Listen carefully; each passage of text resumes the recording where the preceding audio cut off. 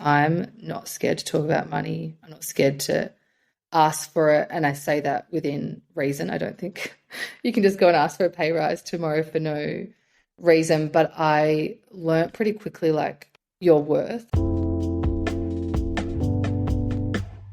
My name's Lola. I'm 31. I keep going to say 30, but actually 31 already, which is crazy. I currently work in hospitality expansion, which is a really fancy way, well, I think fancy way, of saying that I open up hospitality venues, so bars and restaurants and stadium bars and everything in between all around Australia for our biggest beverage company now. But previously I've always worked in architecture and design, both on the creative side, but more so on the business development side for the last 7 or 8 years altogether. Cool. Thanks for coming on. Excited to be here. So let's talk about how you grew up. Yes, I feel like I don't even have the most interesting story, but I could always talk about growing up for hours, which I've told you. I've given you a warning. But I spent a lot of time thinking about like how I grew up, only because I feel like it gives a lot of answers into how we are as people later on. So I feel like I've spent more and more time. And I think that's something that you and I have spoken about a lot. It provides a lot of answers. But I grew up in what felt like an unconventional family at the time. Like I felt like we stood out. My parents split up when I was really young. I've got an younger brother, and they split up when I was 4 and he was 2. So essentially we grew up with split parents for all of my kind of childhood that I've known. Obviously in hindsight, lots of families have that, but it felt pretty unusual at the time, and especially when you're surrounded by, I guess, more kind of, conventional families doing family stuff. But at the same time, I feel like it was kind of a blessing with their timing, because we never knew anything different, like living between 2 households, not having that mum and dad or whatever family unit became really normal. So, that was kind of childhood. Do you remember anything before they split up? Or you I were don't too young? remember anything. The only thing I remember is the day they split up, which is not really unusual given it was actually quite a traumatic event for all involved. Like I remember exactly, and I know it's my memory because there was absolutely, obviously, no photos or anything taken. And as far as I know, I haven't really spoken about it with either of my parents, like that particular day, much ever. So don't remember anything before. Remember a fair bit after, but I think it actually, not that you want your parents ever to split up, but in terms of timing, it's better. Better being earlier than later, because I just thought it was normal until I got older and realised actually it wasn't ideal. What do you mean? Oh, there was just, I think, a lot of hurt and resentment came out later, as in I don't remember being upset about it as a 4-year-old, 5-year-old, 6-year-old, but I think as I got older, I noticed things. And my parents had a really volatile breakup, to be totally frank, and it played out for pretty much all of our like young childhoods. And I'm talking things that I don't think, obviously, neither of them ever intended to have happen, and it was horrible for them as well. But as a kid, like, that was our kind of childhood memory, is watching, what can only be described as quite a traumatic breakup, probably until like I was 10 or 11 years old. I don't know exactly the age, but that's what it felt like. So lots of yelling and things like that. Lots of fighting, lots of disagreements, lots of playing off on each other, my brother and I kind of being piggy in the middle, lots of going through family court systems, getting other people involved, yeah, not ideal. But at the same time, I mean, I don't get angry at them for it. I guess everyone goes into being a parent with good intentions. I think they just obviously weren't the best combination together, but unfortunately we kind of had to witness that for quite a few years. Mm-hmm. But I was gonna say, in a way, they were an amazing combination together because they made you. That is And true that's when you look at it. When you look at it 26 years later. No, I mean, I definitely think the things like divorce or separation can often give people a lot of resilience and offer them a very different life outcome than if you'd had that kind of nuclear family. So I'm not angry about it. I just think there was a lot to process later on, and I don't think any 4 or 5 year olds doing that tends to come out in the wash later. But yeah, living between two households and two kind of lives and two different styles of parenting definitely also had its benefits, from really silly stuff to like, you'd enjoy seeing one parent and then you get sick of them, you go to the other one. Like that was kind of fun sometimes, to having double things. But also the way that mum and dad lived and grew up and their kind of family and friends are all different. So it definitely helped shape us to a certain degree, for sure. So did you see anyone else who was similar in your friend group, or it was kind of like, or any of your peers, or it felt like it was really unusual? To be honest, I don't remember. I mean, there must have been other friends around who also had split parents, but not at that age. That's what I found unusual. Like as we got older, more and more family, split, and especially kind of end of primary school and throughout high school, that wasn't totally unusual. But to be honest, a lot of my close friends still do have parents that are together. So not really. Not really. There wasn't, there certainly wasn't anyone that I remember being able to talk to about it, as in on a peer level, until I was a bit older, like probably, yeah, at least 5 years later. And what some of the stuff that you felt like you had to process, just being caught in the middle of things that wasn't your fault? Yeah, I think that's it. Like you become the collateral in something that you had nothing to do with, no say in. And just at that young age, and I think this might come up later, but like listening to certain things definitely shaped how I thought about certain topics and how I approach things even now. And I know that's because of things that I overheard or saw, or was kind of, forced to go into protection mode for my younger brother. I mean, he's not much younger than me, but at the time he felt a lot younger.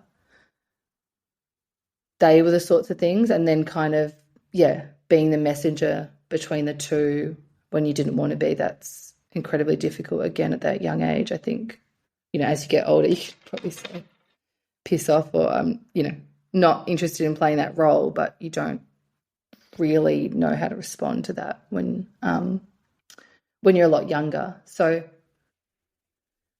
yeah, look, nothing crazy extreme, but I think realizing that probably wasn't the best way to do it has come out later. And just the hurt, I guess, for everyone and for mum and dad as well. I mean, it's a painful process. They still talk about it now, and it's literally been over 20 years. Mm.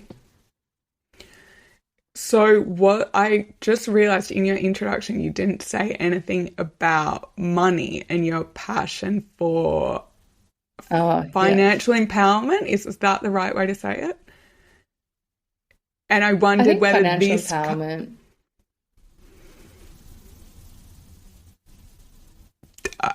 Yeah, I wondered whether this This, comes out in whether that was part of these early themes that you said some things that happened then still have an impact on you today, or where that kind of where your work ethic came from. Because I'd noticed on your, I don't know why I was on your Facebook, which I don't even have a Facebook account active anyway. And I saw, I think it's on your Facebook, yeah, and it's like hardworking girl or something like that, or like real. gosh. Do you? It's probably something you wrote years ago and Hustler, don't know probably that it something still I says. definitely didn't write recently. Haven't updated my Facebook bio. No, I think, yeah, that's what I was kind of touching on earlier. That like the money, my money obsession in all forms has absolutely been a result of hearing and seeing things as a child, both positive and negative. Like the negative side definitely came from like we were not like a struggling family, like struggling to put food on the table at all. But there was definitely some really hard years where it was mum and dad both did and still do run their own businesses, and I think that's one positive that I'll get into in a minute. But at the same time, when we were younger, I can only assume they were leveraged to the nines in terms of like income and also having to hustle at the kind of infancies of their own businesses. And it did mean that we didn't have the same luxuries that that other people had. And I'm talking like I remember there was times I went to a public primary school. There was times where they would talk about how we couldn't afford to go to the the local school excursion, which I can't remember how much it would cost, maybe 10, 20, $30. And so that was Like to a always in the back of museum my or something. mind. Yeah, exactly. Museum or cinema or whatever it might have been when you're, 8 or 9 years old. It wasn't so much that they talked to us about not being able to afford it. It was, and again, I don't know if this is something that I just instilled on myself or it was actually said, but I always felt this guilt about it because it was spoken about in front of us. Like I felt guilty for needing money to do things, which is obviously crazy as a young kid because you shouldn't, and it wasn't anything absurd. And I don't actually necessarily know that guilt came from anything that they did or said, but there was something about those interactions that made me feel guilty and kind of started this money, I don't want to say obsession, but interest on a few different levels. Um, and something that I also learned from kind of hearing that as a kid was the importance of making your own money and being self-sufficient and self-reliant became incredibly important because I realized from a young age, if I made my own money, I could do whatever I wanted. I didn't need to rely on anyone. I didn't need to feel guilty. I didn't need to ask for anything. And that's where like things that kind of felt shitty at the time and still do, there's also the positive flip side, which is I learned to work from a really young age, multiple jobs. From when I was, the legal age of 14 and 9 months, I went and got my job the next day. And What that was was the also job? instilled like it was McDonald's as a whatever, normal Macca's chick. I'd read like lots of like founders interviews and books, and I just kept noticing that a lot of them would say like Macca's was their best job. So I was like, okay, I'm gonna go to McDonald's. There was one local to us that I could walk to and from home, Where was that? and in Collingwood, before Collingwood was cool, it was really rough. I used to Which catch one is it's the that head office one on on Smith Vic, Street? Smith No. Street and Victoria Street. It's big, it's busy. There's head office, and it Yes, I used to have been be, there. yeah, it still is, but it used to be really quite hectic and dangerous. So when I was 15, if I had a night shift, I would cab home, and it's literally a 5-minute walk from where I was growing up, but I was too scared. to So walk at home. 14, you were already reading books of people who were I was entrepreneurs reading, and yeah, like I was noticing things. I don't know if it was reading interviews or like I read the paper a lot. But then also again, like mum and dad had always had their own, each had their own businesses. So I was working within both of their businesses when I like from younger than 14. And then I knew you had to wait till 14, 9 months to have a legal job here in Australia, or at least at the time, that was it. And Macca's meant I'd heard it was really good training. I knew the pay was decent. I knew I could work like multiple shifts um, around school, and they were really flexible with school. So I ended up staying there for quite a while. Like I stayed there all through high school. I became like a crew trainer, so training like the younger kids and running things like events there. Like I loved it. I absolutely loved it. amazing. Do you remember, wait, when you were working in your parents' businesses, were they paying you? They were paying me. I think when I was a lot younger, like I would do like silly, dumb stuff at dad. So dad ran commercial bakeries. I don't know how useful I was. I'd like put some labels on boxes. Yes, we did get paid. I remember getting paid.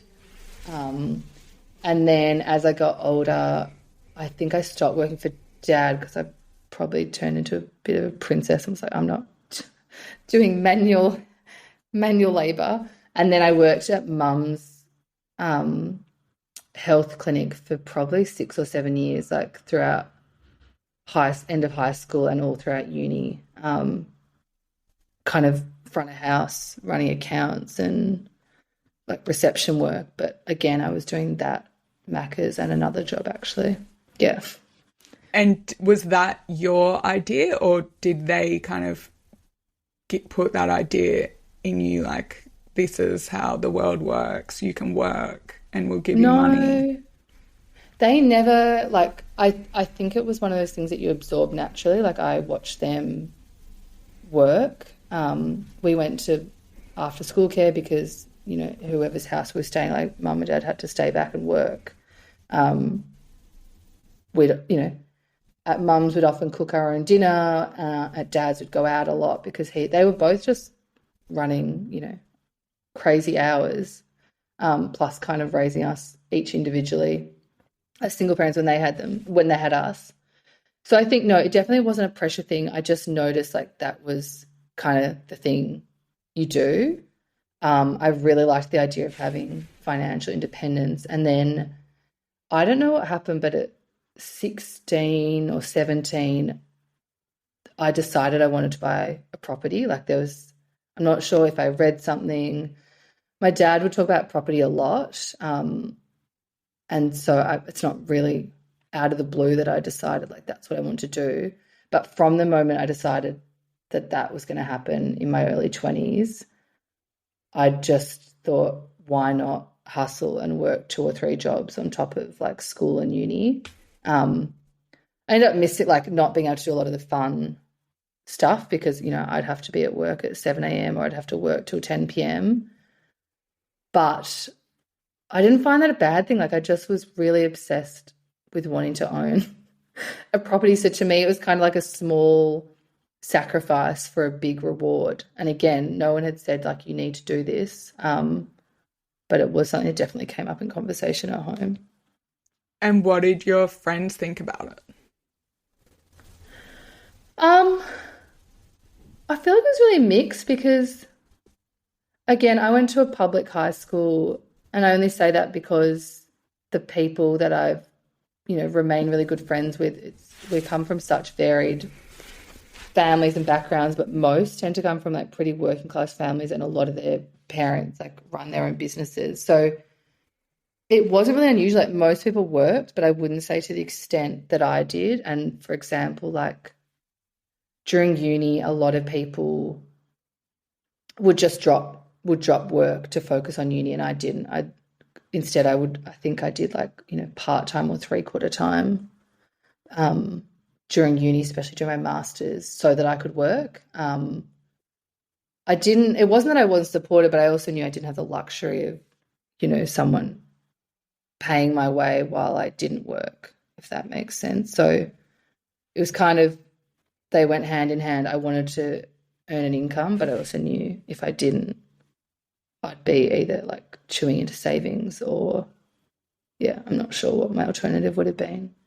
And these savings were for this property that you decided you were going to buy. Yeah, yeah. So, and I do have to say, like, I did have the luxury of living at home for quite a while. So, like, mum and dad were really supportive on that side. It just more meant like they weren't handing out cash, and I don't think they should have either.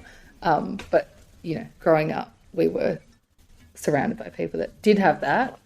Yeah, it was mainly to buy the property. So I ended up falling a bit short of what I planned. I really wanted to buy something like 21 or 22. But I also never wanted to give up on travel and other things. So I kind of always still did like 1 or 2 overseas trips a year, worked, studied, and then I bought first little property at 24. So yeah, it all worked out. Do you remember how much you were earning when you first started at Macca's? I want to say like 11 or $12 an hour. And then I feel like as I got older, it was like 15, $16 an hour. And I can't remember how many hours I was doing. I guess during high school, it was probably like maybe 1 or 2 afternoon shifts and then the weekends. So I was probably working, you know, between 10 and 20 hours a week. Maybe not that much, maybe, yeah, 10, 15 hours a week. And then that would just bump up. And then when I was working like multiple jobs, I was probably, yeah, working 30, 40, 50 hours a week. So, yeah, I was earning a decent salary at 16, 17. Yeah. No, I was trying to, I think this just from a like foreign perspective, it's like Australia, this is kind of the thing I try and tell people about how good Australia is, that it's like you can earn, because now I think minimum wage is even, It's like 15 or 16. Yeah. Australian dollars? Yeah. Because I just remember waitressing and getting like $20 cash in hand. But that was I good. think the idea that you are saying, you know, it sounds, I think to some people it sounds unbelievable that you can be working at McDonald's, and obviously you worked very hard, and we'll get into some of the money stuff, but about like how you manage it all, because that's the stuff I actually need to learn from you. But the fact that you can be working at McDonald's, buy a property by the time you're 24, and be going overseas, like from Australia, it's a really far away place, and you're going.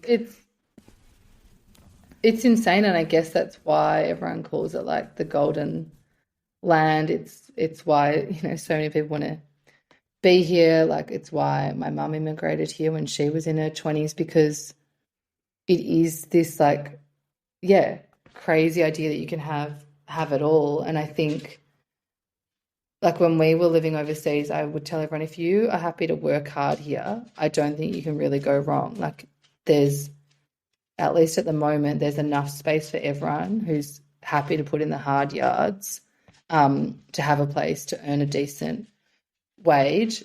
I have different thoughts on it when it comes to like housing security and like cost of living here. But in terms of being able to earn money and have a job, at least in our lifetime, it's remained strong. And I mean, post-COVID, it's literally like it's insane. You could ask for any job and not going to guarantee you'll get it, but you've got a pretty good chance. I think that was noticeably different between here and Europe. You're also just from a really practical level, you're competing with less people here. And, you know, over here, the standard is just different. Like, yeah, people are well educated, but compared to Europe, you're competing against people that might speak 3 or 4 languages, have lived in 6 cities. Like, it's just a very, very different ball game. But Yeah, absolutely. Yeah. I do have to say, like, I was able to do that because I lived at home. I think I know other friends who were doing the same thing, but, for whatever reason had to pay rent. Maybe they grew up in the country or didn't have that same luxury.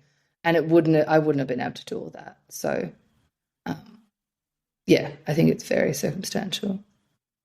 From what age, because you talked about that, not getting the excursion money and then feeling this guilt, presumably that's to do with feeling like your parents are so stressed and you're adding to the stress of their financial Mm. worries or something like that. And the idea that if you can be like a better, is it like you can be a better child, or you can help them if they don't have to worry about you and money, and then so if you just earn your own money, you don't have to cause them stress, or is it something like that? I feel like I wasn't Oh, that thoughtful. I think I was more selfish. It was more like, sorry, not selfish. I feel like rather than relying on them, if I could earn my own money, and this is like years after hearing like that excursion example, um, if I could earn my own money, I wouldn't need to ask for it. I wouldn't need to have that guilt. I wouldn't need to have a conversation with them about it. And likewise, they wouldn't need to have a conversation with each other. Um, and obviously that got less and less important as you get older because, you're not five anymore and needing to coordinate things. But yeah, it wasn't so much like lessening, that sounds really bad now. I think about lessening the burden for them more so than just not wanting to rely on it yeah, because that because made me feel guilty. you don't want that negative interaction in your life. No. So so then once you started earning money, did you quickly become independent? Aside from obviously you were living at home, but did you, I mean, you said they never handed out cash, but so was it just like, cool, going to the cinema, I pay for this myself? Yeah, I did again, and like it's not that I didn't, you know, have help at times or like my parents were definitely generous at times, but in terms of like doing anything, yeah, social things, going overseas, this is once I got older, um, going out, like that was buying new clothes, anything like that was definitely all on me. And like I enjoyed it to be honest. Like I didn't again, it kind of came back to that thing like I didn't need to ask for it because I would just work an extra shift and buy it myself. And that turned into a bit of a not an unhealthy obsession, but it became a really satisfying thing growing up because at 15, 20, 25, to start seeing money in your account, and knowing that hard work or work equates to that became, yeah, like a real passion of mine. And I know everyone likes to, like most people like to earn money. But for me, it was something about like the reward and seeing that kind of accumulate over time that, yeah, got me on a roll. And then and this kind of leads into like my like financial literacy interest was like learning how to make money work harder for you, but also like learning about the power of money and what it can buy you, what it can do for you. Um, and I just noticed things from a young age that other people did that I was like, why would you do that if you're trying to save money? And I think that's something that has carried on for years, even today. When I talk about my, silly Lola's life hacks and ways to save like a few dollars here and there. But that was something I started doing probably from my teenage years, to be honest, just to like save a bit more money. What kind of things were you noticing about other people? Um, just like really irrational spending. So it could be anything from when you'd go out, like, would you have pre-drinks at home or would you have pre-drinks at a bar and pay $20 for every drink before you go out? Like that's a dumb example. But I just noticed people not consciously spending. And I still notice that now, like as we get older. Yeah, For some that's people, me. it's just, yeah, and it's totally fine. But I think it's something that's really interesting, like, especially, and for most people, this is the case when you've worked for that money. That's where I can't link how people can spend it so easily. Oh, yeah, there's so many things with money that I could talk about. But that's one of them. So did you feel like there was, or how did you feel? So when it sounds like you had this satisfaction of I can pay my own way, but did you ever have feelings of jealousy or towards friends who kind of did get handouts and didn't have to work as hard as you, or you enjoyed it working so much that it didn't affect you? Like, yes and no. I think overall, like, for the majority of it, I've preferred earning my own money, knowing that I've paid for things, and, like, you know, for the most part, everything that I own is a result of work. But I'm not going to lie and say, like, it definitely stings to watch other people. I wouldn't say it's jealousy, but it's definitely like, you know, if you've saved up for 6 or 7 years for a house deposit, and I'm not even talking a house, I should say, like an apartment or a shoebox or whatever you can afford in a city like Melbourne, and then along comes a friend who, you know, might be given a deposit for a 3 or 4 bedroom family house. That's definitely, like, sometimes hard to watch, but at the same time I always come back to thinking, like, it's not from a place of jealousy. I do think, like, good on them. Like, if I was able to have that handed to me, I would take it as well. I think it's really about what you do with it and how you respond to having essentially a gift like that given to you. And that's where I kind of do or don't judge people. I think, like anything, if you can use a gift for good, or do good with it, then that's amazing. It's different when it's kind of shoved into people's faces or, yeah, not used for good. Mm.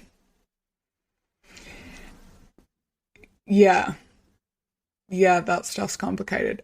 The first thing that comes to mind is that have I told you that thing about jealousy or envy that Naval's, I feel like I say it so many times because I just love it, that maybe. Naval says it's like if you feel jealousy, you can't just be jealous or envious of one aspect of someone. You have to take their whole life. So it's like with Bill Gates.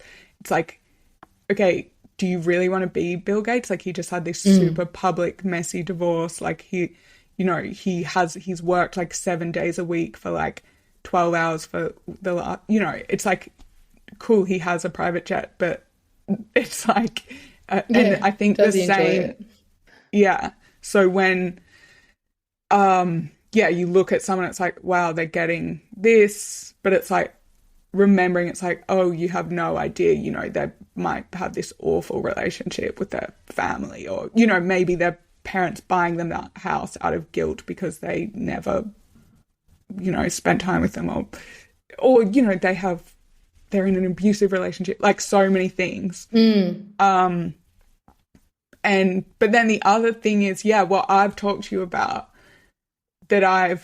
and I guess because you're acknowledging, like, yes, even though you work so hard, like, you still lived with your parents. It's like my thing that, when I was in really low self-worth and I was just like, whoa, I've been given, a private school education. I've been given X, Y, and Z and all these things, and I feel bad, like I need to like pay them back or something to start again because it's not fair, or like, why do I deserve to, when I was going through that thing, looking for a place to live, like, why do I deserve a place to live when some people live on the street? And it's like, that's exactly to your point. It's like about what you do with things. It's just not helpful to be to the. No, exactly. And that's what, yeah, exactly as I was saying. Like, I, I really don't judge people because, as you said, you don't know their background, you don't know their circumstances to how they got certain things. And that applies for everything, not just money. It can be items or, I think it's different when you know something, but on face value, I really, really try not to judge people. And at the same time, yeah, like you're saying that they might get they might get a lump of money, but that might come with guilt or that might come with hindrances or rules.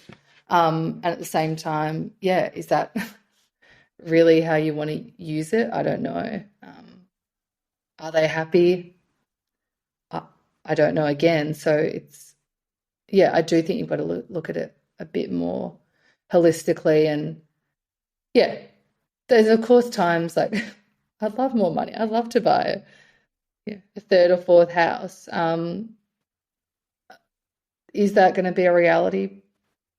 I'm not ruling it out. Probably not. But I've also become really realistic. Like my expectations, I think, are not lower than other people, but I feel like I've got realistic expectations of what I can and can't do because I've seen like what I've been able to do largely on my own terms. So I feel like that's also a blessing not to kind of think anything's going to be handed to me. And at the same time, if I want something, okay, well, I've got to work out a way to get it.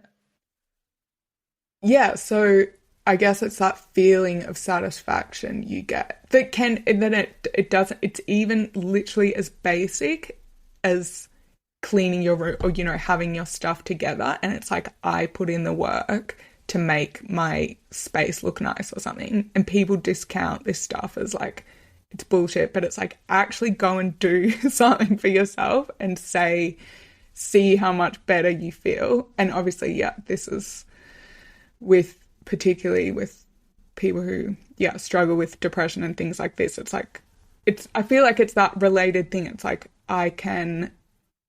that sense of, satisfaction or something that it's like, I can take care of myself. And so what you're doing that on such a bigger scale of like, I worked hard and I've bought this flat for myself, and that feeling you get will never be matched by someone just being given somewhere to live, right? Because then that person has to, I guess that's my thing. It's like feeling like, oh, I've been given a lot of things, so now I have to go and work and invest, like take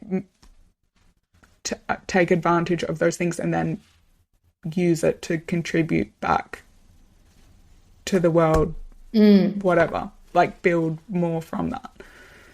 Yeah, but I feel like you're probably more on the unusual side that you feel compelled to do that given that you were, given certain resources and things. Like I don't know that everyone feels like that. So like they just feel entitled to it. Oh, absolutely. I mean, yeah, of course some people feel entitled. Some people might feel neutral.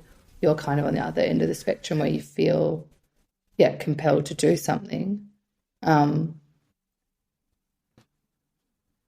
But everyone's just got such different circumstances. So I feel like, again, it's how you choose to use it. And money's one tool. It's also, I was just thinking of something you were saying before, like it's also just a form of discipline and learning, right? Like in terms of earning money, spending money, like you said, cleaning your room, having the discipline to save for something, I think is an incredible skill that you really can only learn by earning your own money in whatever capacity that is. And that's something that I'm definitely thankful I've got because,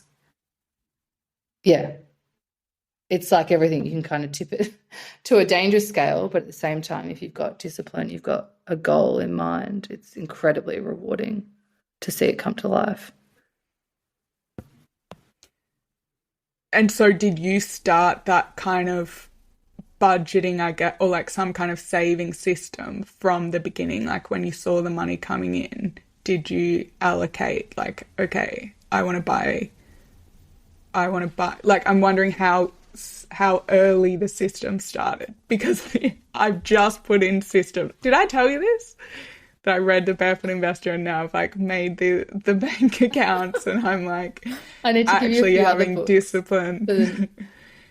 Yes, please do Barefoot's because a I good love starting reading point. about I it. think it's a good starting point. It I could the definitely send you some other psychology. books. Yeah, please do because I'm just interested in the psychology. I find it so because it really is that exactly what you're saying. It's like you can trust yourself. It's like, yes, I've had the discipline or I guess, yeah, the self-control, like to go and, I've set a goal and I've worked at it and I've reached it and then you get the Mm, reward and that's what makes us feel good. totally. But It's did, totally an endorphin. so were It you, started really young. It The system stuff definitely started young. Like I remember writing out, I mean, I'm not super young, but I remember writing out budgets. Not really budgets, sorry. I don't actually like budgets and I can get into why. But I definitely was writing down what was coming in and what was going out. From probably when I was 16 or 17. Again, it must have been around the same time as I decided like to buy property because I wanted to be aware. And this is where like this is probably my like truest passion point in terms of the whole money topic is I just think you've got to have awareness. And a lot of people don't even have awareness of the most simple, basic idea and concept around money that is, like a lot of things like money comes in, money goes out. Very, you can apply the same rule to lots of different things in our life. But I just think number one step, like anyone that asks for help with money, I'm always like, have you written down what is coming in and what you're spending it on? And I'm talking everything because until you've got an idea of what you're dealing with, you're not being truthful to yourself. But also the second part of it is seeing that on paper or on Excel or whatever you want to use is a reality check in the best way possible. Because without seeing it, how can you be accountable to yourself? How can you make change? And I don't think everyone needs to make change, but how can you know, as I was saying, what you're dealing with? And so I started doing that from a really young age. And then as you get older, you tend to have more and more expenses, phone bills, internet bills, whatever it might be. And so that side of the column would get bigger. And then I would have to work out, okay, something's got to change on the income side. So either I work more hours or I get another job or whatever it might have been at the time, or I ask for a pay rise. And so I started doing that. And then I think from like 17 or 18, and it's my other second favorite thing to do, which is like all about setting and forgetting, I had the absolute luxury of living at home, but I would put, I think, 50 or 60% of my pay into a separate account the day it came in. And then the other 40 or 50%, 20 or 30% might go to things that you've got to pay. And then whatever was left over, I had no rule on it. I could spend it on travel, going out, clothes, whatever. That was my whole thing. There was no rules. There's this great book called Smashed Avocado, and the author, it's actually a Melbourne author, I've forgotten her name. She talks about the psychology around money, like you've got to have a healthy relationship with it and not deprive yourself. So like that, again, was something I did from quite a young age, was making sure I had like a chunk of money left over that I could do whatever I wanted with. And I just think, because you can. Sorry, go on. I was going to say because you can definitely go the other way, and I know people who go the other way and find it very difficult to let go of, and they accumulate so much to the point of, I know very wealthy people in this situation, but they can't And I'm like, do you want some ideas to spend money? Like, I'm pretty good at it. But Here's a it's list. like they can't lose that attachment. So I think that makes so much sense. And he has that in Barefoot as well. It's like having this splurge. It's like just spend it. Don't overthink it. Because otherwise you can end Absolutely, up. yeah. Yeah. No, that's a really good point. And I was actually going to say that, like, when I'm talking about accumulating money, I'm not talking about like millions. I haven't been earning millions. But there's definitely been like times where I have struggled to spend it. And it's not even on big stuff. It's like little stuff. Like I would feel so guilty to myself for spending money that I had earned and saved on. I can't even think of an example. Like I would never buy handbags or anything that was remotely luxurious, even if I could afford it when I was younger. Again, not because I couldn't afford it, not because it would make a dent on the bigger savings. I just like found it really hard to let go. Travel was different. I've always been obsessed, this with like skincare and beauty. That was different. But that kind of comes back to this idea of something that you and I have spoken about is like money values. Like everyone, and this is another really good exercise for people, like everyone has different values. So the things that you value spending money on, you're never really going to feel guilty about doing that. And for me, that was travel and beauty stuff. Whereas like a designer handbag or, 100 cocktails on a Saturday night, that's not a value to me. Like I love both of those things. And now, like as I've gotten older, you can kind of do it all or, do parts of it. But at the same time, you speak to other friends and they'll say something completely different. Like they'll value the complete opposite. They'd rather have beautiful material possessions, but they don't care if they don't travel. So I don't know if 100 cocktails on a Saturday night, anyone feels good about that. Unless it's like you're buying it for other people. I feel like that could be a value. Like I love buying all my friends drinks. But if you're totally, yeah. anyone who looks at their bank statement the next day, it's like, why? I've done that. But, like I put and over £100 behind. It's like, why? Why did I do this? And most people, I think, good. do that, Delia. Like again, this is just something that I always had in the back of my mind. I've got to preface by saying, like, I think I'm a very generous person with friends and stuff, and like I love hosting things, and I would never think twice about spending money. But when like on people that I love being around. But growing up, when I was really trying to hustle, like, yeah, I wasn't buying rounds of mimosas for everyone. I don't even know who drinks mimosas. Margaritas for everyone. Not because I didn't love them, but like I just knew that was a trap. But I do have I've got friends who even now they have one or two drinks and then they just love buying everyone drinks, and that's really lovely.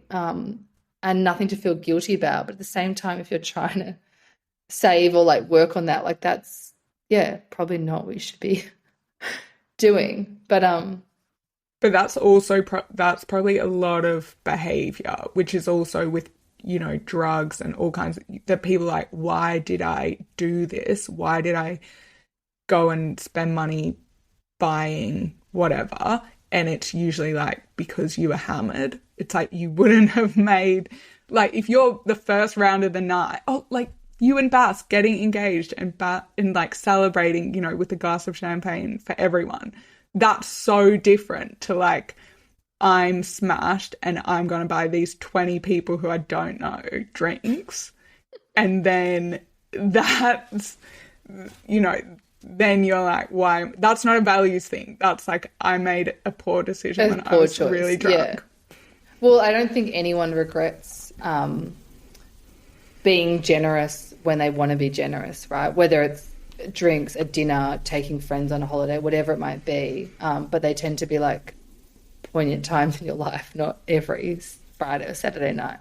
At the same time, like I don't care buying people drinks. But yeah, I think growing up that was probably an example of something we were talking about earlier that I just didn't do, or I'd just be conscious of it. Like I just would go out a bit later and meet people out rather than kind of being there for 4 hours before. So it's strategic. You've got to be Yeah, I strategic. think you have to be to a certain degree. If it all really comes back to what you're trying to do, and again, it's not like letting go of the things that are important and spending money where you want to spend. It's just more like if that's not something you want to do, like I tend to find I don't do it just for the sake of doing it, especially now that I'm a bit older, because you just realize like you said, you don't want to wake up on Sunday morning and be like, I didn't actually want to do that. Yeah. Um, With health and as well, it's the same ideas, right? It's like if you know absolutely, yeah, a group of people that just, yeah, you're going to end up, you know, doing something you don't want to do because that's not how you want to treat your body. totally, yeah. So were any friends, because, you know, I know how people can be, especially when you're younger, pick up on like, oh, Lola isn't coming because I know she doesn't want to spend money, or, you know, any bitchy stuff like that. Not really, and I feel like I haven't really explained it well. Like I didn't not participate in anything. I don't feel like I missed out on anything. It was just more like, as you said, probably being a bit strategic about the actual events and what I did. At the same time, there were certainly things like, for example, you know, I didn't go on a few trips at times, like overseas trips with friends. Sometimes just the timing wasn't right. Other times it was because, you know, I was working or studying and I couldn't, you know, skip either of those. But no, I never had any negative comments because I genuinely didn't. I don't think I missed out on anything. It's just a different approach to it. The only comments I kind of remember is probably like positive things. Like people always knew that I worked a lot.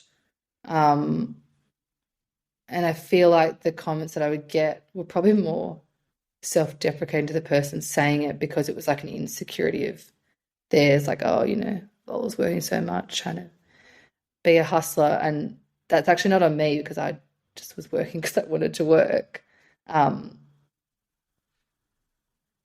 And, you know, by the time that other people were getting their first job, not that they'd been very interesting jobs, but I'd probably had 5 or 6 jobs by then. So again, I kind of, yeah, I'm sure it's probably intimidating when you're 18, 19, 20, trying to get your first job, but also navigating things that still I notice a lot of friends don't know how to do or don't know how to ask for. And that's something Like that, pay rises.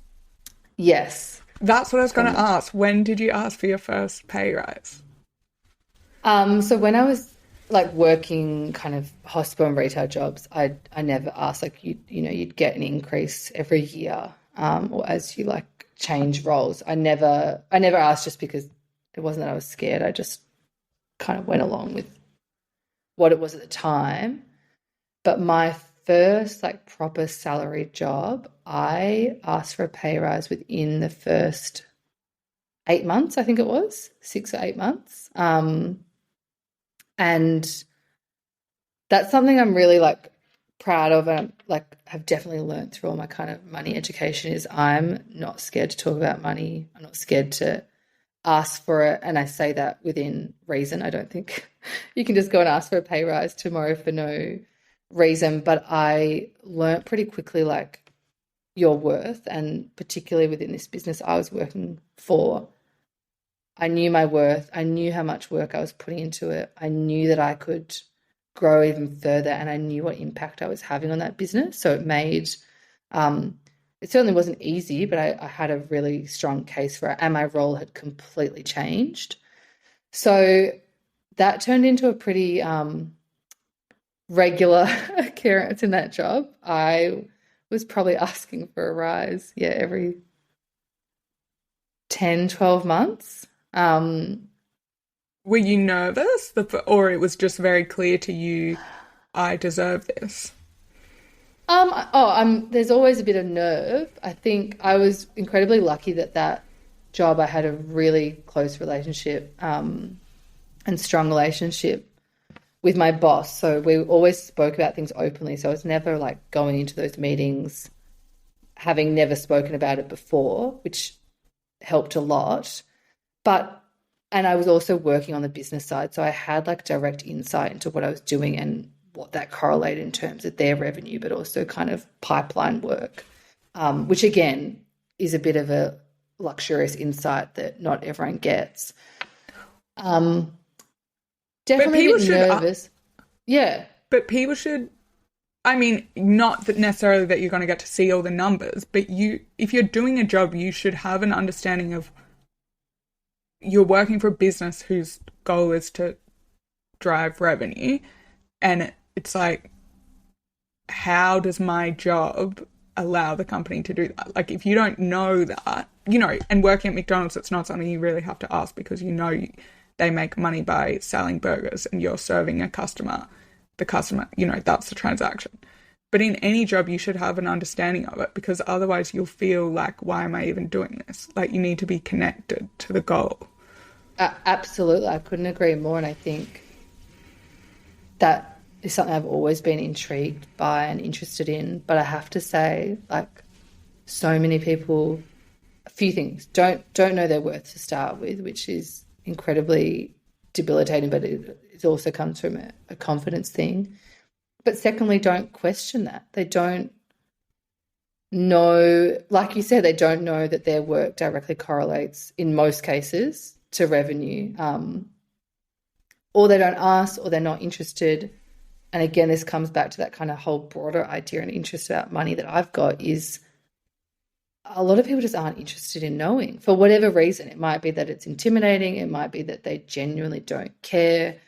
There might be people, which is not a negative thing, but are just happy to rock up to work, clock on, clock off. That's great. There's a lot of different circumstances, but I agree with you. I think it's so important to know your value to a business, your value to yourself, and knowing both of those things and knowing if they're not equal with what you're earning, like that's grounds for asking for a pay rise. I was in an interesting circumstance that I was at a business that was growing quite rapidly during the years that I was there. So my job did change every 3 to 6 months, and that's why. What type of business was it? I worked across 2 businesses. So it was an architecture firm, and then the other side of the business, which they're actually same founder and boss but not linked, was essentially like a housing development company. So I was kind of double timing it. And is that your first? Sorry, I keep interrupting you. Is that your first job after uni? That was my first, proper job after uni. I'd had a few bridging jobs between like Macca's and retail work and this job, but that was my first proper full-time, 50-hour plus a week. What retail job did you do? I worked at Country Road and David Jones for also a really long time. Like David Jones, yeah. Probably 5 years, yeah. Okay, so this is, you've finished your Masters of Architecture.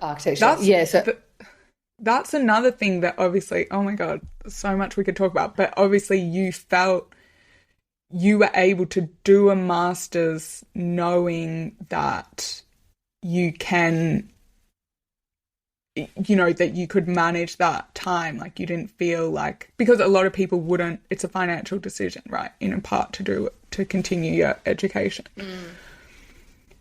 Oh, absolutely. But it was definitely a hustle and a struggle at times. Like I think every degree is hard. I can only speak of the one I've done, but architecture altogether for me ended up being a bit over 6 years. It's incredibly intense. It's a lot of long hours on campus, but then the actual coursework is unrelenting and a lot of all-nighters every week on top of work and, trying to be normal and still have friends and exercise. And a relationship. Multiple relationships in that time. It was a lot of work. But again, that was just something I wasn't willing to compromise on either doing, like I didn't want to do one or the other. I really wanted to do both. And for me, it meant dropping down to uni like to 3/4 time so that I could still work a bit. And then also having a bit of time off in between both degrees. And actually before I started, like I took a gap year between high school and uni. That was really important to me, to be able to travel and kind of decompress a bit before what I knew would be a pretty crazy few years. What did you do in your gap year? Went to Germany. I worked a lot and then I traveled all around Europe with a friend, met other friends for a couple of months.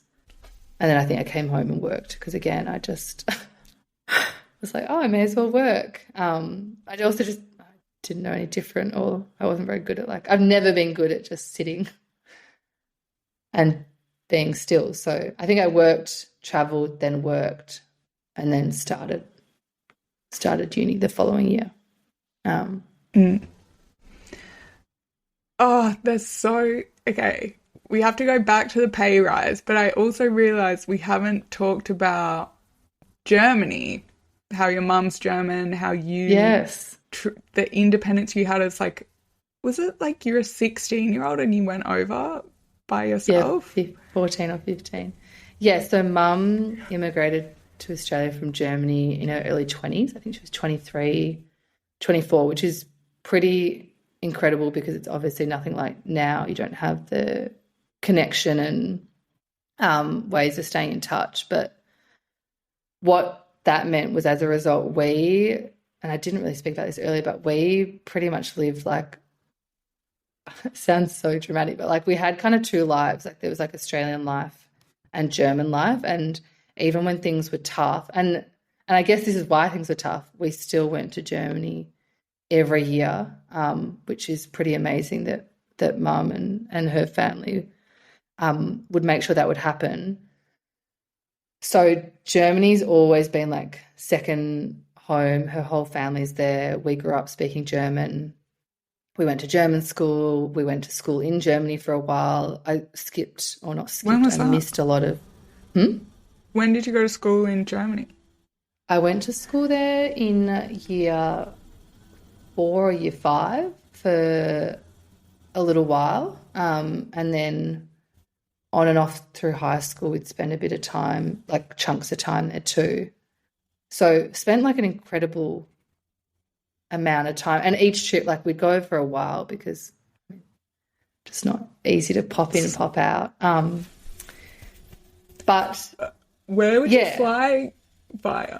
Sorry, I'm just I've seen the stats of the people who listen to this, and it's only 30% Australian. So we've just got to paint a picture for the global audience. There was a German audience member recently. There you go.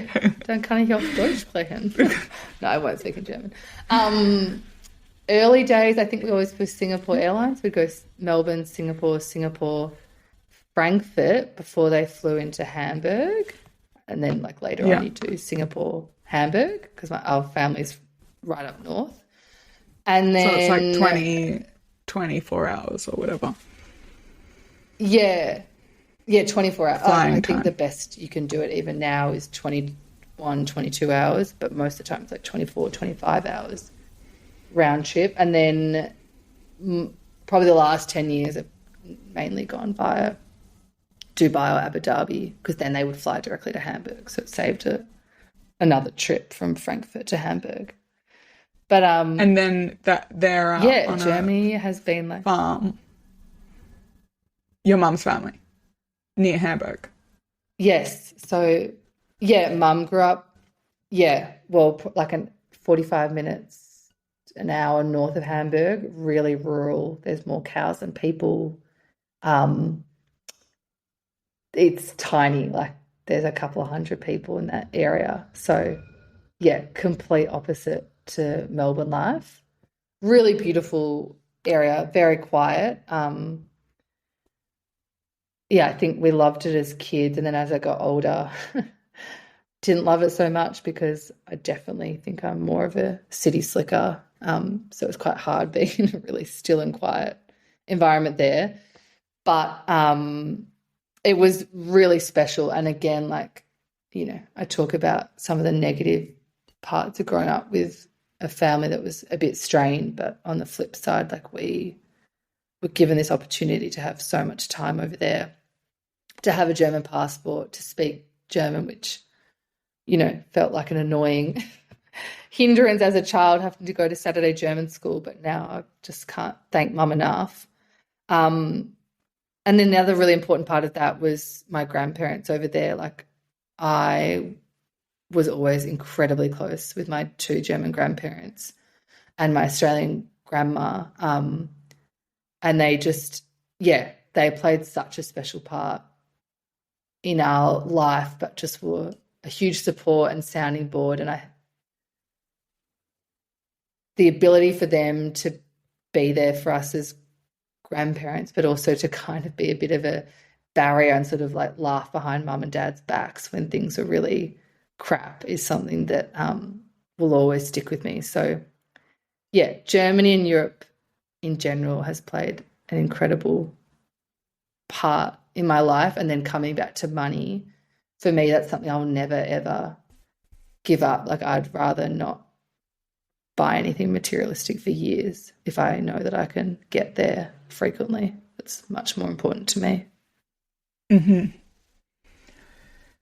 So, okay, I want to ask you, I feel like we'll just have to do a whole nother episode of your adventures as a 15-year-old on your own, traveling around Europe. Yeah, I didn't even get to that. Is that when you got a tattoo, or that was separate? No, that was a bit later. Yeah, I remember being like, so we travelled a lot from, like, I think mum took us to Germany for the first time when I was maybe 6 months or 8 months old. So that's always been a constant.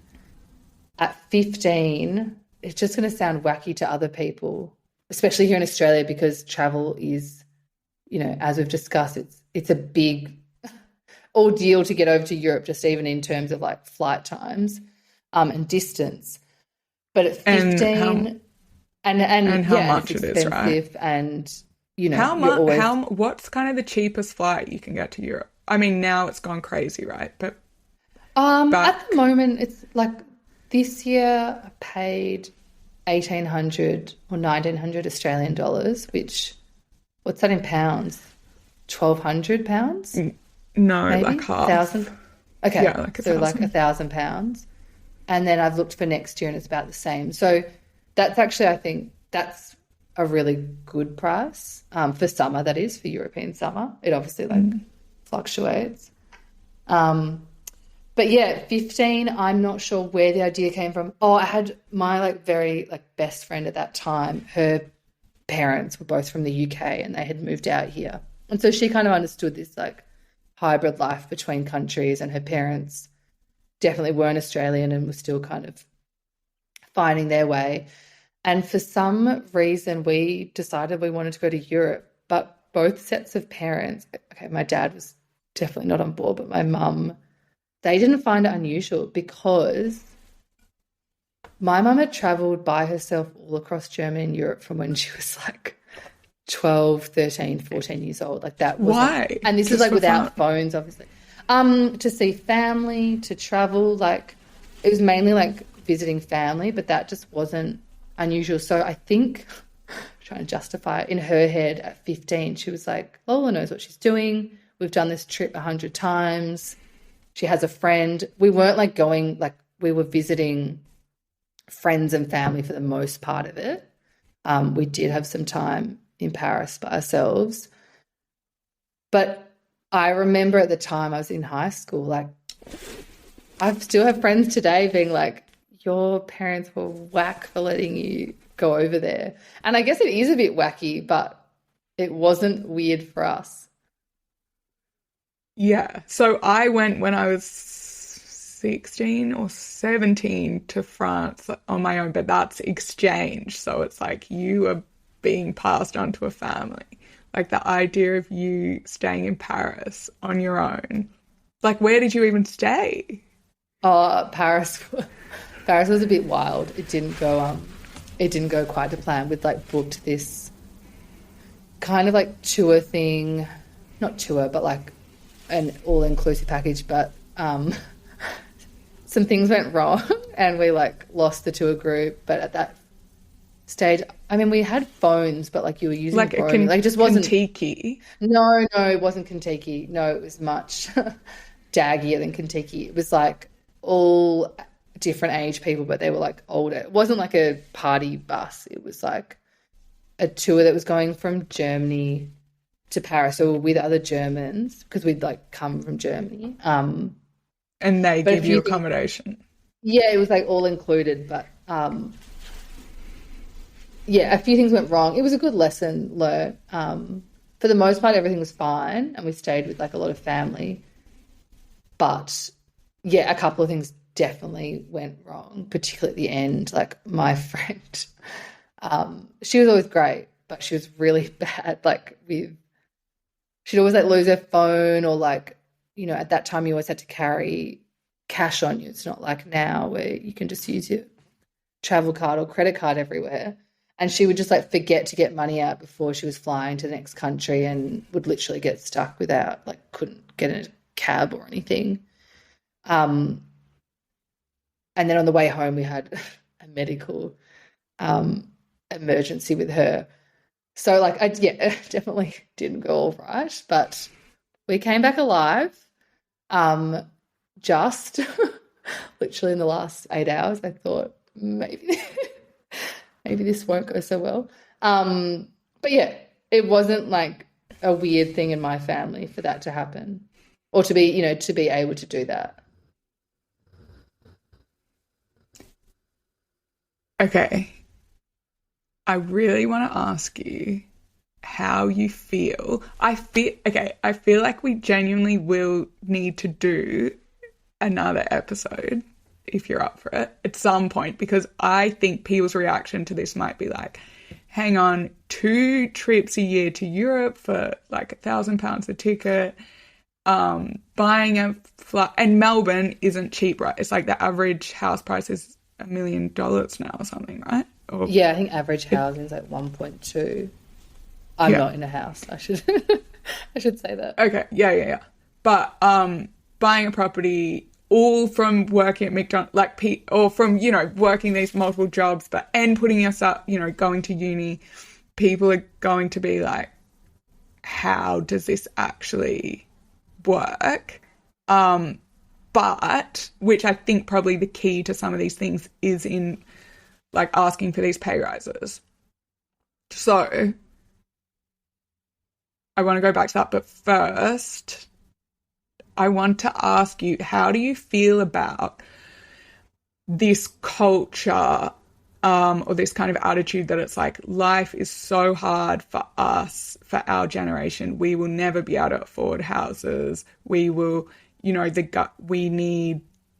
government needs to give us X, Y, and Z, or also the kind of sentiment around like, yeah, that whole, it's funny, that book's called Smashed Avocado. I wonder if that's to do with, what was it, a young guy who said that he bought multiple properties and people need to stop eating avocado on toast. And then it was like, it was our politician who said, like, stop eating, this is so bad, I'm really bad with politics, who said like Australians need to stop eating smashed avo to afford housing.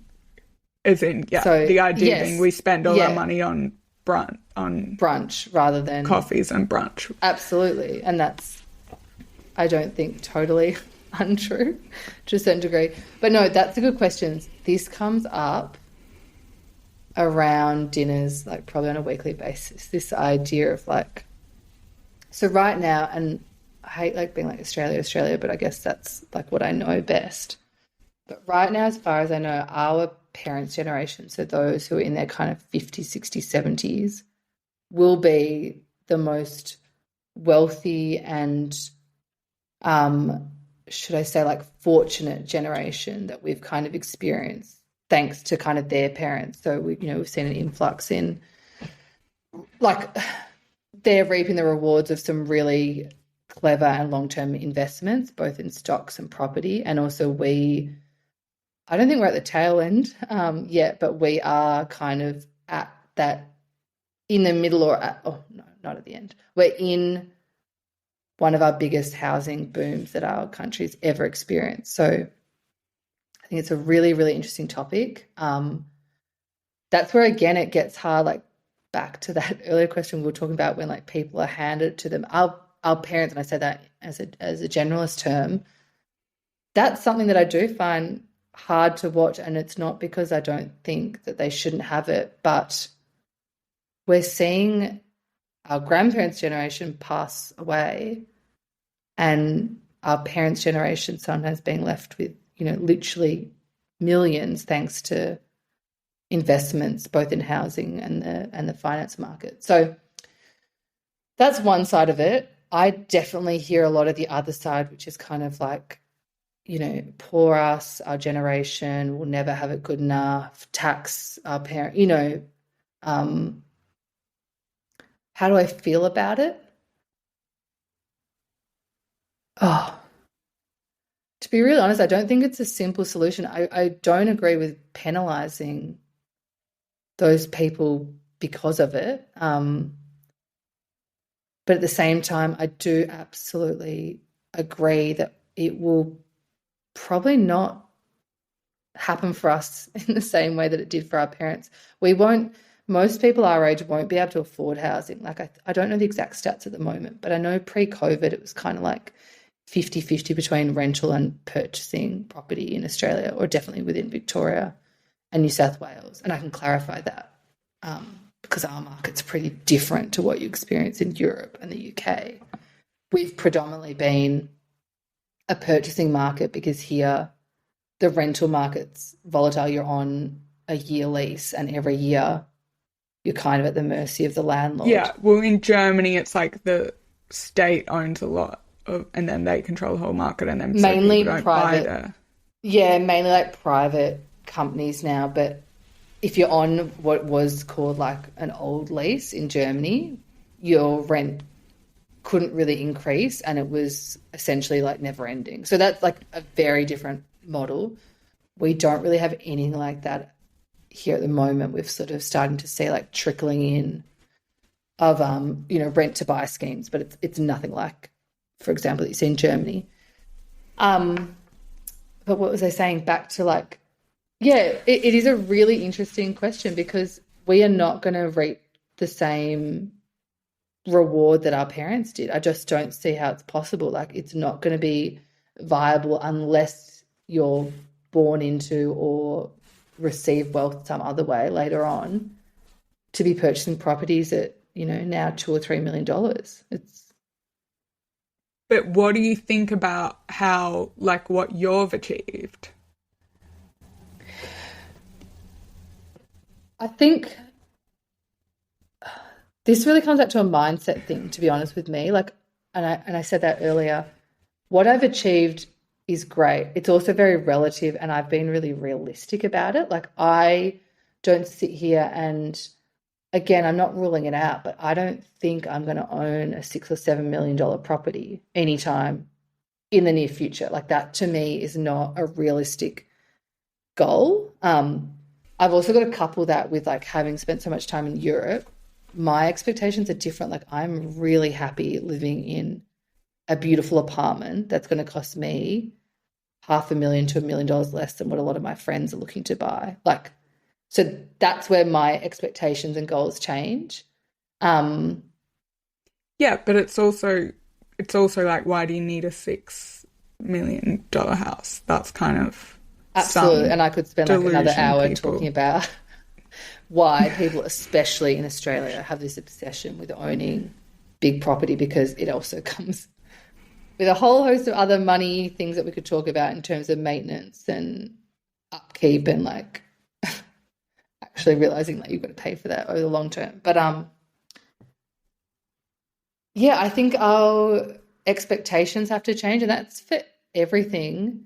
But also we, unfortunately, like with our housing prices increasing, and that's for the most part every major westernized city across the globe, our cost of livings are also increasing, but our wages are not increasing in line with that. And that's what we're experiencing now. Like, yeah, that's that's where I do think it's so important to know your worth. And also at a certain point, if you do your budget or you do your 2 columns of money coming in and coming out, if it's not adding up, something's got to change. Either you need to be making more money or spending less. And sometimes I've had to do one or the other.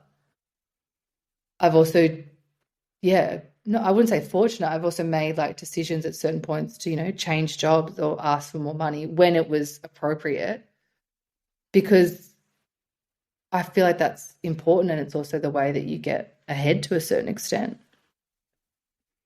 So how do you approach these pay rise conversations? For me, Or it's if you always been go, yeah, go on. Even I I was was going to trying, say, even if you go back to the first one and it's like, okay, how you prepare, as in really practical advice for someone, because I think it's like, oh my God, how do I even like do that? But if it's like, okay, this is how I prepare, then I message my boss, can we have a meeting? Then we sit down. Like, what was it? what What was the was it process? like? Yeah. Yeah.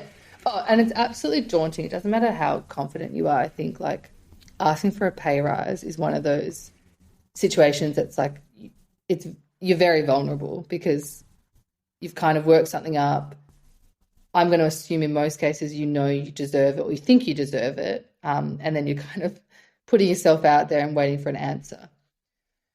In terms of like really practical steps, so each and every time I've done it, there's been a few steps. So one is like I will note down everything I'm doing that's above and beyond my whatever it might be, my title or my job description. And that's easy for anyone to do, especially if you've applied for a job on whatever, LinkedIn or Seek. Like you can see what has been asked and you can start like I would start noting, and not just for a day, I would do this for weeks and months, like things that I'd noticed that I'd been initiating, things that I'd done that hadn't been asked, not silly stuff. I'm talking like bigger kind of decision making or business decision things. So I'd note that.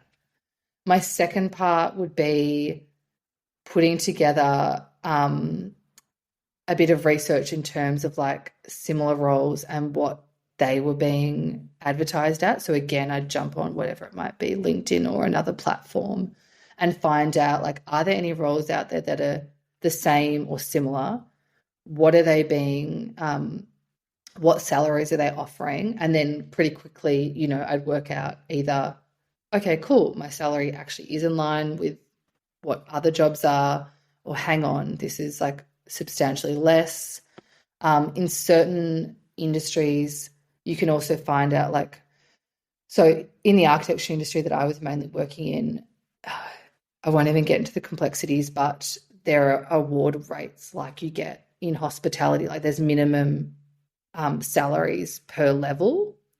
And so two things happen. One is that you could pretty easily see if you're being paid above or below that. And the second thing is, as I kept changing jobs, I knew that I couldn't be pegged against that particular pay scale. So those kind of three things in combination gave me the confidence that I knew what I was asking for. I'd do that. I would practice it, like not standing in front of a mirror, but I would go through the different scenarios of why I was asking for it. Because at the end of the day, like I've helped a few other like friends and coach them through doing it. You've absolutely got to know that you deserve that pay rise. I don't think you just, roll over another year at a job and ask for a pay rise. That's not my ethos at all.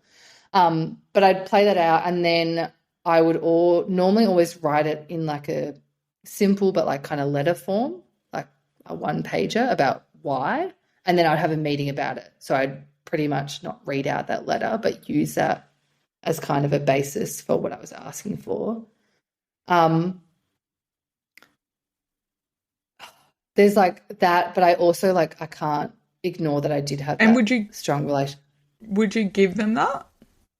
Yeah, I would give that. Yeah, I would then give it to them, either like email it to them or something in writing. I think definitely, like And everything, whether you, yeah. and then how have the conversations tended to go over the years? So within that job, I was there for quite a while, and I think, yeah, I must have changed roles and salaries like 4 or 5 times. Um, So they it said was yes, always, basically. they said yes every time, and then I think my last pay rise before I resigned was given to me on like merit. I'm not actually can't remember why. I think I knew I was going to leave, so I hadn't asked for it either. It was like a nice surprise. Yeah, I think you've got to do the work in terms of being prepared. But there's also a lot of work for people to do like within themselves. And I've like said this to a lot of girlfriends when I've been talking them through it. You've got to know and believe that you're worth that pay rise. And this is where like money is much more than just a, financial thing. Money gives you obviously freedoms and access to things to a certain degree, but it can also be like a huge source of insecurity. And so that's like a couple of, yeah, girlfriends that I was helping, I would just notice like they genuinely didn't think they were worth more, even though from a complete outsider objective view, I knew they were, and I could do the research and I knew they were being underpaid. They genuinely felt guilty or like they were a hindrance for asking for more. And so I have to say, like, you can do all the prep work and you can, stalk people on LinkedIn to see how much they're getting paid, but you've also got to know that, yeah, you absolutely deserve it if that's the case. Wow. Yeah, this is such a big topic because this is a part of the gendered pay gap that people don't understand. That, yeah, this is kind of how things happen, right? Not even, I guess I've been in much bigger organizations where there's a system, there's a rating system, raises happen at this time, and so it's like very clear what you have to do, and exactly. But that's the other thing that's crazy. So it's like I would know the cycle. Like I know when the bonus is coming. I know when the rise conversation's happening. But I've talked to people, I will never forget this. One of my friends saying that she got a pay rise at the annual time when the pay rises happen. And she was so shocked. She was like, what? You're giving me more money? I can't believe it. I'm like, that was so crazy to me. Because that's one thing, being like not even knowing the cycle. Because it's also like inflation. It's like the cost of things increases. So your pay needs to increase to mean that, you end up on the same. Yeah, otherwise you're actually being able to afford you're worse off. Yeah. And that's something that I'm now kind of experiencing. So now that I work corporate side, it's like you said, there's cycles. There's particular days and weeks every year where everything's reviewed.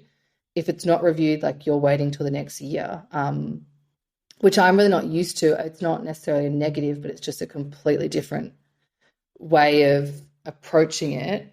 But two things have come out from like this more recent work is, one is if you're not even getting like the equivalent of an inflation pay rise every year, like it's actually costing you more money to go to work, like to be at work. Not as in you shouldn't work, but it's costing you more than it was last year to be there. But two is like, I don't know that I always agree with that system because of course it's based on performance, but it's also like it's at a very particular time. And I don't think that is always suitable. Although I do understand because in a corporate where, for us, there's 3,000 people in our office, you actually couldn't be running, pay reviews whenever everyone felt like it. It just wouldn't work. So I do understand it. But from an individual side, it's definitely a change in mentality.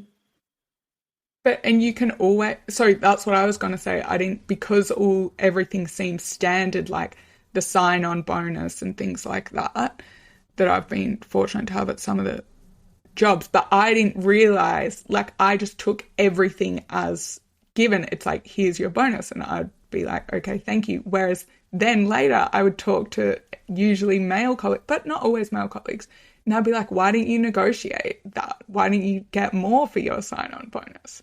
I was like, what? I didn't even know You just don't that was know. a Yeah. thing. But that's the way that often, I mean, it's obviously way more complicated, but people paint this gender thing as like a very black and white issue when it's not, because all these conversations happen all the time of people saying, okay, you're offering me that, but actually I'm going to negotiate. And even with these cycles we're talking about, there's nothing stopping you from saying, okay, it's not the actual day. Same with promotions, but to say, I know the promotion cycle is only once a year, but actually, you know, talking to someone who you're close with, and it's all about relationships. To your, even, you know, you're saying that at the smaller business, but that still exists in these bigger companies. If you don't have a relationship with someone who's looking out for you, like, which is a whole nother thing about, damn, I need to get someone who's like a, you know, expert on this gender stuff and what's, you It's know, a whole stops other women. topic, isn't it? Yeah. Yeah. But I do think it comes back a lot to like confidence. And I think across the board, we know, and it's being very generalist, but like, women tend to be less confident, especially in a business setting. We know that even from job applications and yeah, asking for pay rises and things like that. But yeah, if you don't have the confidence, even if you have the relationships there, whether you're in corporate or small business or working your own business, if there's no confidence, you're not even going to be able to ask for it, right? Yeah. And because people can't read your mind, it can seem No, obvious from the exactly. outside that you might want to, like, you can feel like it might be obvious, but people don't know what you're thinking. Absolutely. Yeah. And it's, I mean, I think a business owes their employees being paid, you know, a fair and reasonable wage and in line with, for the most part, like market demand. But at the same time, on their side, they are not there to check in on everyone if they want a pay rise every 6 or 12 months. Like that's not in their best interest either. They're running a business. So yeah, a lot of people just don't know what's out there, or don't know how to ask for it. And I think just coming back to that, like breaking it down into really kind of simple steps and building a bit of that confidence in yourself makes such a huge difference. Mm-hmm. You know, we haven't even talked about you working at the sex toy place in Berlin.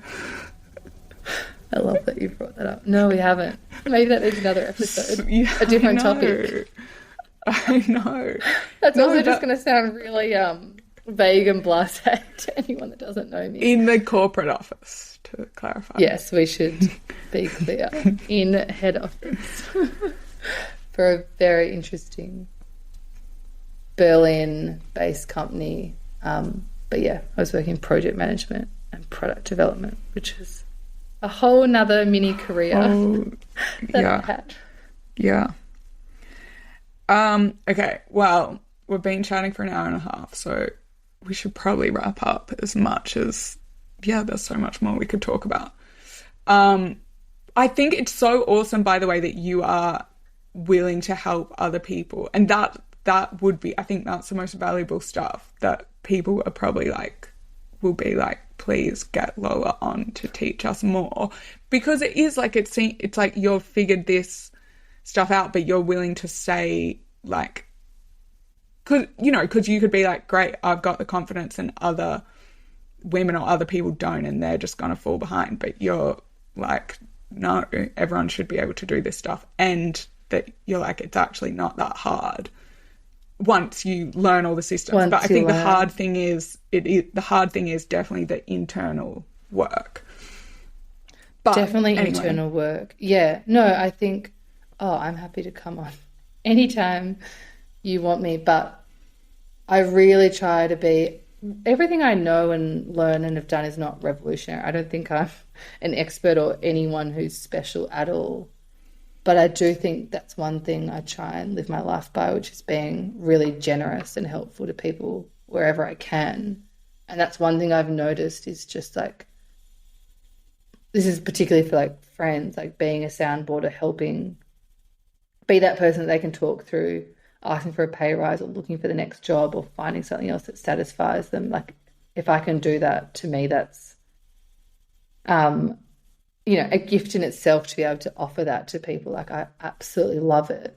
And again, the stuff that I'm doing is so simple. I don't own $10 million properties. Like it's nothing crazy.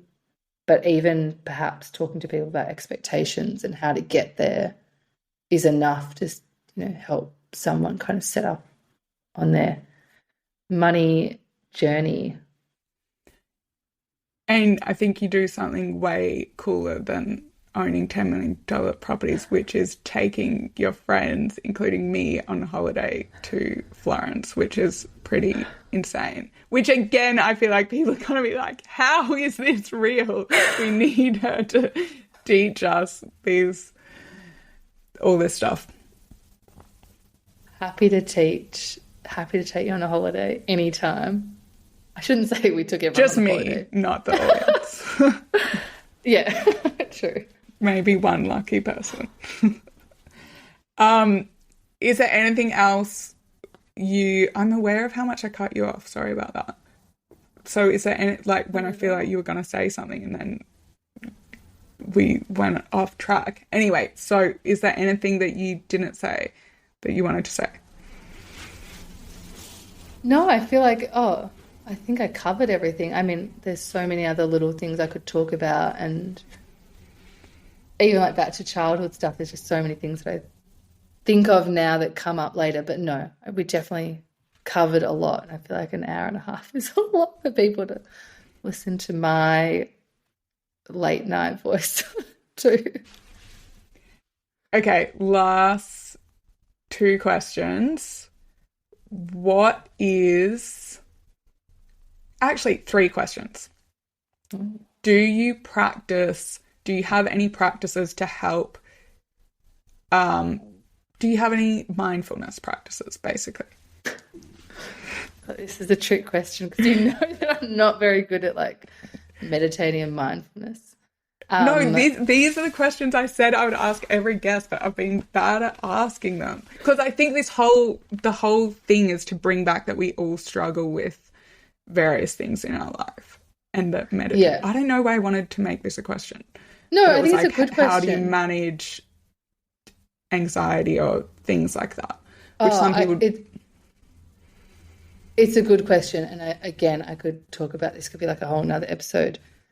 But I'll keep it like short. I have, and you know this, like struggled with anxiety and like bouts of depression for a really long time. And it's not, I talk about it more now, but I think I never wanted to admit it for years. And it's funny you ask that question because the thing that has always come up when I go to therapy or speak to different friends is like, you've got to meditate and you've got to, do mindfulness things. And I've never done it until recently. I literally have never prioritized it. I've always done other things like exercise a lot or cook or travel, like not that like cures the day-to-day deep anxiety that I get, but that's been kind of my way of doing it. I've recently started, so I'm obsessed with Jay Shetty. I love his podcast. I love his book. And so I've recently started his Calm app, which is just 7 minutes of mindfulness a day. I'm good some weeks. I'm really bad at doing it every day. But I feel like all I promised myself was to like get started on it and then, like everything, do it more and more till it becomes a habit.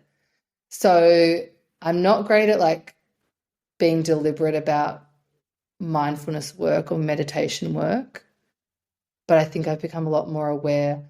I sit with a lot of my feelings and thoughts. I think I'm a very self-aware person, like even when I'm in those incredibly low days, I know what's happening. And so I think, maybe that's a skill that I'm lucky to have. I can tell what I'm doing, so I am mindful in that way. But long story short, I'm not very good at prioritizing doing the actual work. I bought Jay Shetty's book in India. It Yeah. was there How to, in the airport. I was how to like, live like a wow, monk, how to be a monk, live like a monk, think like a monk, I think think it's like a called. monk. It's Yeah. great. It's really like a written version of his podcasts. And I have to say, like, if I'm ever having a particularly crappy day, I will gravitate to his podcasts. I find them really grounding, and there's always something to be like learnt and absorbed from them. So you'll love the book. Okay, and then on books, you mentioned Smashed Avocado, but is there any, and Jay Shetty's book, but is there any other book that's had a massive impact on your life? Actually, I wanted to ask you, what's the anxiety book you were reading? And is she an Australian author? Because I was, Yeah. So that book's really good. It's Sarah Wilson's book, and it's called Make the Beast Beautiful Again. I think that's the title. That book is really good. I feel like I didn't even read it that long ago, and I've always like been aware of kind of what's happening to me, but that book really was like seeing a lot of my life on paper. It's a great book for anyone that has anxiety or knows someone that has anxiety because it explains a lot. Yeah, I always forget to recommend that book, but it's really good. Other books, oh, money related ones. I've read so many. I actually tend to gravitate more towards like founder stories, like people that have hustled to make something. Like that's always what I've gravitated towards. And I'm talking everything from like Phil Knight, Shoe Dog, through to Sheryl Sandberg's book, and is Brené that Brown. Lean In? Lean In. So Lean In is a book. I've probably read it 2 or 3 times. I give it to a lot of people to read. Again, it's a little bit like Barefoot Investor. Like there's some things that I think are in there that are a little bit, outdated. But as a whole, I think it's a great book. There's another great book just kind of on that same topic. This is more in like women, business, motherhood, finance, but Balance and Other Bullshit, or BS, which was written by, and now I've completely forgotten the author as well. It's really bad. That's another really great book which kind of talks about women in business balancing multiple things, particularly in terms of parenthood, and that's not something that I'm experiencing, but it's like the whole premise and idea was really, really interesting. So they're kind of more Where's like she from? she is, she's either Australian or American. I think she's Australian. That's really bad. I've forgotten. Have you, They're kind of like, on the finance books, have you read Rich Dad, Poor Dad? no, I haven't. I've heard about it 100 times. I haven't. I've heard it's good or worth reading. I've seen people reading it, but I haven't read it. So, yeah, there's so many like finance and business books. They're not actually like my favorite books are nothing to do with finance and business, although I love them, but I always try and alternate because it's also, yeah, I don't think everyone should be constantly learning, otherwise you never relax. What are your favorite books? So many, but I think the last couple of years the books that stood out is Educated by Tara Westover. I tell everyone about that book. I'm not even sure why. I just think I read it and was so moved by her story and just incredibly well written. And I actually one of want my to try and get her on this podcast. I love incredible. her story. And Incredible. yeah, because she went to Cambridge, so. Okay, well, there you go. Yeah, she would be. I absolutely love reading her books. The other two that have stuck with me that are not related to anything, but maybe should talk to someone, which is by, who's that by? Laurie Gottlieb, which is actually about a therapist who goes into therapy herself. I couldn't put that book down. It's incredible. It tells the stories of real people. And then this book that I read, Is she which probably American? she's American, yeah, I think based in New York. It's really well written. It's funny. It's sad. It's truthful. For anyone that's goes to therapy or is interested in therapy, it's like you can't help but like laugh and cry at it. Okay, Very adding well that to the written. list. Yeah. And then my last favorite book, which I just have to mention, which has nothing to do with anything as well, is probably the first book that I read when I was younger as a proper novel, is In My Skin by Kate Holden, who's actually a Melbourne author. It's actually about the sex work industry, but it was the first book that I read that I realized how powerful writing was. And she wasn't a writer by trade. It's incredible. Wow. And it's non-fiction or fiction? Non-fiction. So I will pretty much only read non-fiction exclusively. How old were you when you read that? Not sure. Not I wasn't like super young. I just think it was the first book that I read that really stuck with me outside of like Yeah. books that you'd read for school. I'm not sure, maybe Someone 18. someone might have recommended that to me recently. So many books to read. Okay. And then last question, what are the 3 words that describe the person who you want to be in the world?